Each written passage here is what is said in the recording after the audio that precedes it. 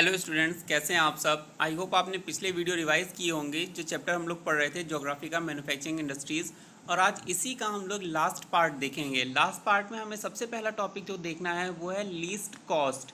Question किस तरह से आता है, why is the least cost known as decision making factor for ideal location of an industry. यानी किसी भी इंडस्ट्री की लोकेशन को डिसाइड करने के लिए लीस्ट कॉस्ट सबसे इम्पॉर्टेंट फैक्टर क्यों होता है।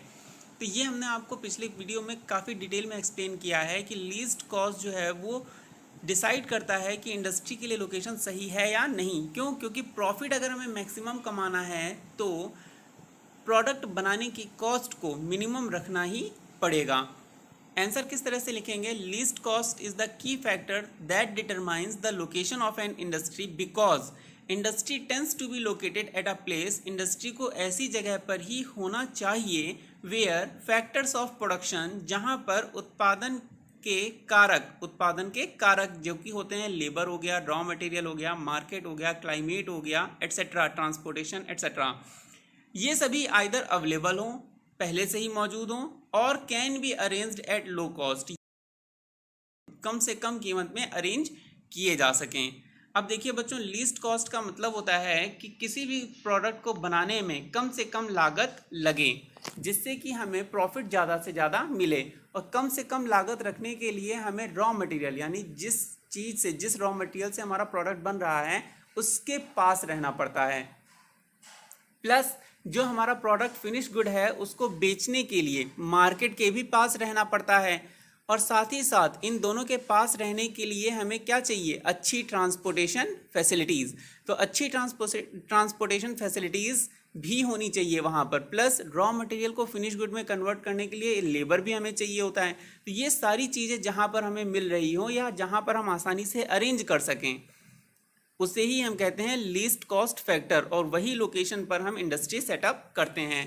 अगर हम डेफिनेशन देखें लीस्ट कॉस्ट की तो क्या होती है, least cost is the decision making factor in a location for the industry because if the profit has to be maximum. Simple सी लाइन है कि अगर प्रॉफिट हमें मैक्सिमम कमाना है तो जो कॉस्ट है प्रोडक्ट को बनाने की वो कम से कम रखनी पड़ेगी। ठीक है, इसके लिए एक कर्व भी होता है, प्राइस और क्वांटिटी के बीच में डिमांड एंड सप्लाई का जब हम ग्राफ बनाते हैं तो यहाँ से आप देख सकते हैं, जब प्राइस के सापेक्ष हम डिमांड की बात करते हैं तो प्राइस ज़्यादा होने पर डिमांड कम होती है। सिंपल से फॉर्मूला है, याद रखिएगा, price is always inversely proportional to demand. ये बेटा सिर्फ कमोडिटीज़ के रेस्पेक्ट में है, ठीक है, लग्जरी की बात हम नहीं करेंगे यहाँ पर। तो यहाँ पर आप देख रहे हैं जब किसी चीज़ की डिमांड बहुत ज़्यादा होती है, जैसे कि आप डिमांड ग्रीन लाइन देख रहे हैं, जब ये ऊपर है, ग्रीन लाइन यहाँ पर ऊपर है, तो यहाँ पे रेस्पेक्ट में सप्लाई क्या है, कम है। यानी किसी चीज़ की अगर डिमांड बहुत ज़्यादा होगी तो ऑब्वियस सी बात है उसकी सप्लाई कम हो जाएगी, जैसा हमने जियो के सिम के टाइम पर देखा था जब इनिशियल में ये लॉन्च हुआ था। इसी के साथ हम देखते हैं जब डिमांड कम होती है, यानी कि कोई खरीद नहीं रहा है, तो उस टाइम मार्केट में चीज़ आसानी से मिल जाती है। लेकिन ये दोनों ही कंडीशन में जो मैन्युफैक्चरर है उसको नुकसान होता है। ठीक है, तो इसीलिए हम लोग क्या डिटरमाइन करते हैं, इक्विलिब्रियम पॉइंट। इक्विलिब्रियम पॉइंट क्या होता है, जहाँ पर डिमांड और सप्लाई इक्वल होते हैं। डिमांड और सप्लाई इक्वल होंगे उस टाइम पर मैन्युफैक्चरर जितना प्रोडक्ट बना रहा होगा उतना प्रोडक्ट आसानी से मार्केट में बिक भी जाएगा। तो जो प्राइस है वो भी एडिक्वेट रहता है और प्रॉफिट जो है वो मैक्सिमम रहता है at the equilibrium point where demand and supply are equal. इसके बाद नेक्स्ट क्वेश्चन हमारा आज का है कि what is manufacturing sector, describe its type. हमसे बेसिकली टाइप्स पूछ रहा है, हम लोगों ने टाइप पढ़े हैं on the basis of ownership etcetera, वही यहाँ पर हमें बताने हैं। तो सबसे पहले मैन्युफैक्चरिंग सेक्टर की डेफिनेशन देखते हैं। It refers to the secondary sectors which deals with production of goods with the help of machine. Manufacturing sector secondary sector को कहा जाता है जो रॉ मटेरियल यानी प्राइमरी सेक्टर से मिलने वाली चीज़ों को कन्वर्ट करता है फिनिश गुड या इंटरमीडिएट गुड्स में with the help of tools, technology and machine. On the basis of ownership की अगर हम बात करें तो सेक्टर हमारे चार तरह के होते हैं, पब्लिक, प्राइवेट, ज्वाइंट और कोऑपरेटिव सेक्टर। इस क्वेश्चन को थोड़ा सा और डिटेल में समझते हैं बच्चों, किस तरह से क्लासिफिकेशन ऑफ इंडस्ट्रीज 4 लेवल्स पे होते हैं। पहला है on the basis of source of raw material. Source of raw material हमारा दो तरह का क्लासिफिकेशन होता है। पहला एग्रोबेस यानी कृषि से मिलने वाली चीजें, जैसे चावल हो गया, गेहूं हो गया, शुगर केन हो गया, एटसेट्रा।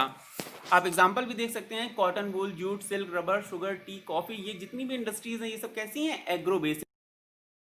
से मिलने वाली चीज़ों पर निर्भर हैं। इसके अलावा जो रॉ मटेरियल होता है वो मिनरल भी होता है और एक्वेटिक भी होता है, ठीक है, ओशियनिक। लेकिन यहाँ पर सिर्फ हम मिनरल की बात करेंगे तो मिनरल बेस्ड इंडस्ट्री कौन सी हो जाएंगी? Iron, steel, cement, aluminium and petrochemicals. ये मिनरल्स को कन्वर्ट करती हैं फिनिश गुड में। इसके बाद on the basis of role बेटा हमने आपको बताया था बेसिक इंडस्ट्री जो अदर इंडस्ट्रीज के लिए रॉ मटेरियल प्रोवाइड करती हैं, यानी कि एक तरह से इंटरमीडिएट गुड बनाती हैं, जिसमें हमारा आएगा iron and steel, copper smelting, aluminium smelting etcetera. इसके बाद कंज्यूमर इंडस्ट्री जो फिनिश प्रोडक्ट हम लोग इस्तेमाल करते हैं वो प्रोडक्ट बनाने वाली इंडस्ट्री क्या कहलाती है? कंज्यूमर इंडस्ट्री, जो डायरेक्ट यूज के लिए प्रोडक्ट बनाती है, जैसे sugar, cosmetic, paper, machines, toothbrush, pen, pencil, books etcetera. इसके बाद नेक्स्ट है on the basis of capital. On the basis of capital industries 3 तरह की होती हैं, small, medium and large. Small industries वो होती हैं जो एक कॉटेज इंडस्ट्री जिनको कहा जाता है, एक ही परिवार के लोग सामान बनाते हैं और लोकल एरिया में बेच देते हैं, जैसे कैंडल हो गया, दिया बनाने वाली, जो दिवाली में दिए बनते हैं वो बनाने वाली इंडस्ट्री एटसेट्रा। इसके बाद आता है मीडियम में आते हैं बेटा वो जो थोड़ा सा लोकल लेवल से ज़्यादा बड़े होते हैं, जैसे हम लोगों ने देखा आनंदा दूध का पैकेट हो गया एटसेट्रा। इसके बाद लार्ज स्केल इंडस्ट्रीज वो होती हैं जो बहुत ज़्यादा प्रोफेशनल होती हैं, जैसे कि ऑटोमोबाइल सेक्टर हो गया, कॉस्मेटिक, ड्रग्स एटसेट्रा। ठीक है, तो यहाँ पर स्मॉल और लार्ज केवल दिखाया जा रहा है, लेकिन आपको याद रखना है कि कॉटेज इंडस्ट्री, मीडियम इंडस्ट्री और देन लार्ज इंडस्ट्री। ठीक है, स्मॉल, मीडियम, लार्ज 3 तरह की इंडस्ट्रीज होती हैं on the basis of capital. Last जो हमने अभी देखा on the basis of ownership. Ownership के आधार पर कंपनियां 4 तरह की होती हैं, public sector, private sector, joint sector, cooperative sector. सबके एग्जांपल्स आपको सामने मिल जाएंगे, भारत हैवी इलेक्ट्रिकल्स लिमिटेड, भेल, steel authority of India limited, national thermal power corporation. ये सब कैसी हैं? पब्लिक सेक्टर, टोटली सरकारी हैं अभी तक। अगर मोदी जी की कृपा रही तो ये आगे भी सरकारी रहेंगी, अदरवाइज ये प्राइवेट होने वाली हैं, LIC की तरह। इसके बाद नेक्स्ट है प्राइवेट सेक्टर। प्राइवेट सेक्टर जैसे Tata iron and steel corporation, जिसको 1911 में झारखंड में जमशेदजी टाटा जी ने लगाया था। इसके अलावा बजाज, BPL, ये सब कैसी हैं? प्राइवेट कंपनियां। इसके बाद नेक्स्ट आता है ज्वाइंट सेक्टर। ज्वाइंट सेक्टर वो है जो प्राइवेट और गवर्नमेंट दोनों ने मिलकर लगाए हैं, जैसे ऑयल हो गया, ऑयल में रिलायंस का भी हमें तेल मिलता है और भारत पेट्रोलियम का भी तेल मिलता है, तो ये उपक्रम किस में आ रहा है?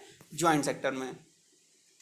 लास्ट वन आता है हमारा कोऑपरेटिव। कोऑपरेटिव में आपसी सहयोग से कुछ बिजनेस घराने मिलके या आपस में ही कुछ लोग मिलके इंडस्ट्रीज स्टार्ट करते हैं, जैसे sugar industry in Maharashtra, coir industry in Kerala. Coir क्या होता है बेटा? यहाँ पे अब एक क्वेश्चन अराइज होगा, तो नारियल के जो रेशे होते हैं उन्हें कॉयर कहा जाता है। ठीक है, तो वो इंडस्ट्री कैसी है? कॉयर इंडस्ट्री, और कोऑपरेटिव में आती है केरला में, सबसे ज़्यादा फ्लोरिश है ये।